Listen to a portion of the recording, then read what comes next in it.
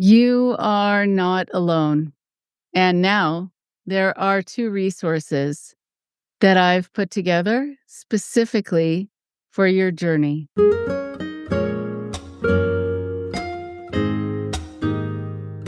This is your host, Rachel Bernstein. I am an educator and a therapist and a cult specialist, and I am very excited to announce Restart and Restore, a journal for survivors of manipulation, and a companion notebook that I've put together to go with it that has people's stories that they've shared with me that they wanted to share with you, and some wonderful quotes from people whose thoughts I truly admire, and more pages and writing prompts for you to continue with the writing that can help you along your healing journey. This isn't just another blank journal.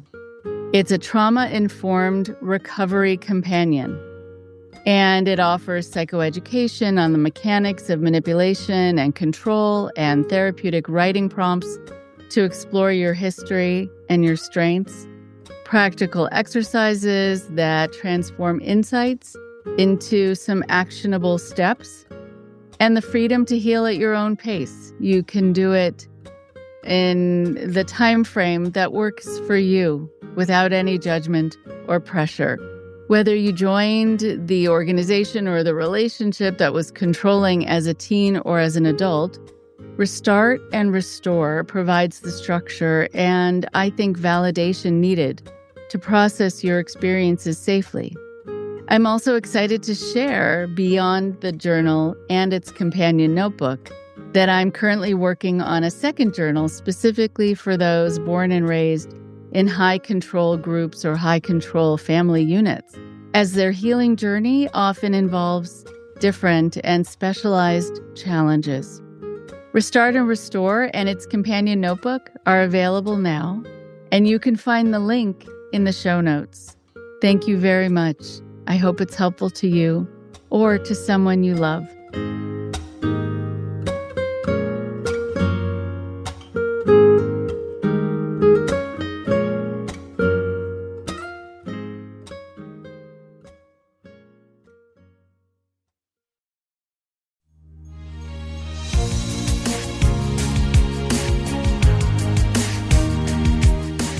Thanks for tuning in to our bonus episode preview.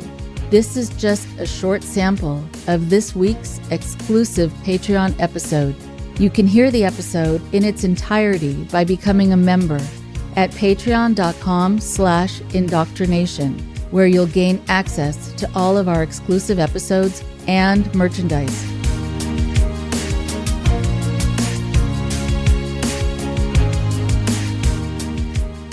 Hello, everyone. Thank you so much for all of your support. It is so appreciated and so wonderful. Here is the second part of my talk to you about self-talk. It is so important to be careful in the way that you talk to yourself and the way that you interpret things in your own mind.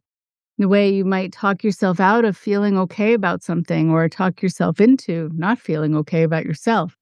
And so I really want to make sure that we cover these kinds of subjects because people wind up absorbing what are called negative introjects. It's been sort of injected inside of you when a teacher will say, "Oh, you're not very good at this," even though teachers should never say that. But sometimes they do, sometimes more often than they should. And you walk around throughout your life thinking, "Oh, I'm not very good at this," whatever this is. You don't know that for a fact, and you don't know if it's true or even still true, if it was ever true.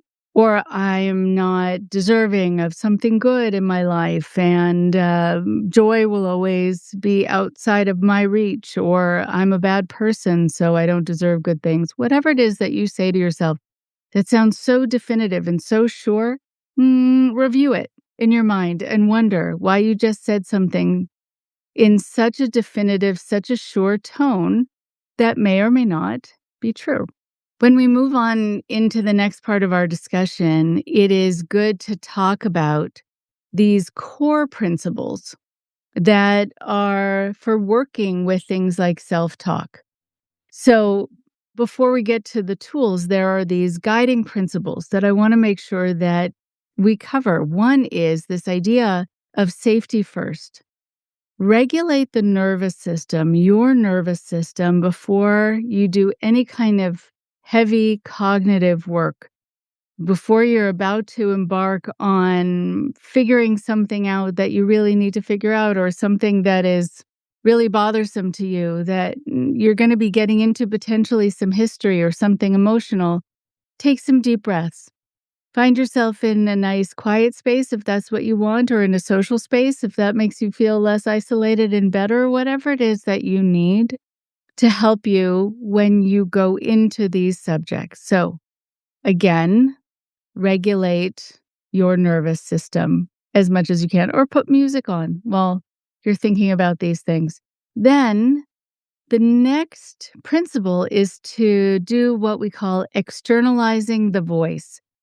Treat the internalized critic as like a part or a role, not you. This was something that you absorbed, or you might even hear these words in someone else's voice because that's where they originated.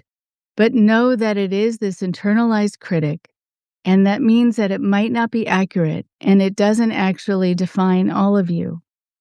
And then this next principle is curiosity over blame. So what that means is that you want to sort of ask what the critic is trying to protect you from. Because sometimes there are people who will say, you know what, I'm actually worried about taking a risk because I just feel like I'm going to fail. So I just don't take the risk.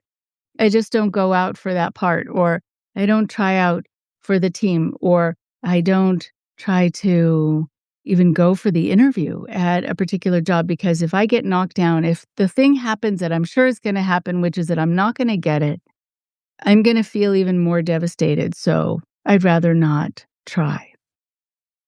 So, is your internalized critic protecting you? And evaluate, do you need that level of protection? Then, if you can, do some immediate grounding techniques and some short scripts, kind of like 90-second routines. Like if the critic hijacks you, maybe you try the kind of grounding technique that does help, which is to take 5 slow breaths and to say to yourself, I'm here, I'm okay, I'm just breathing, I'm preparing, and I'll be able to think about this and talk about this without it destroying me. And maybe I just need to look at things differently. Let's give it a shot. Something very safe and really very regulated and very sensible. Then, if you're starting to feel anxious, then you want to name that sensation. What am I feeling and where am I feeling it? Do I feel a tightness in my shoulders or in my jaw? Am I feeling nauseous, which is adrenaline sending more acid to your stomach? Is my heart racing? Am I feeling faint, which is also adrenaline causing you to have shallow breathing? So you aerate your body, I think, a little more quickly. But still, it can make you feel lightheaded. Naming it sometimes lowers the physiological reactivity. Like, oh, I'm just talking about it as a sensation. And then you're kind of detached from it. And you can look at it from a bit of a distance. Then you also want to label the voice. So give it a neutral name. Again, if you hear all this chatter that is critical of you, maybe you can call it something like the watcher or the rule keeper, or whatever kind of term helps you understand where it came from and maybe what purpose it's serving that, again, may or may not be necessary.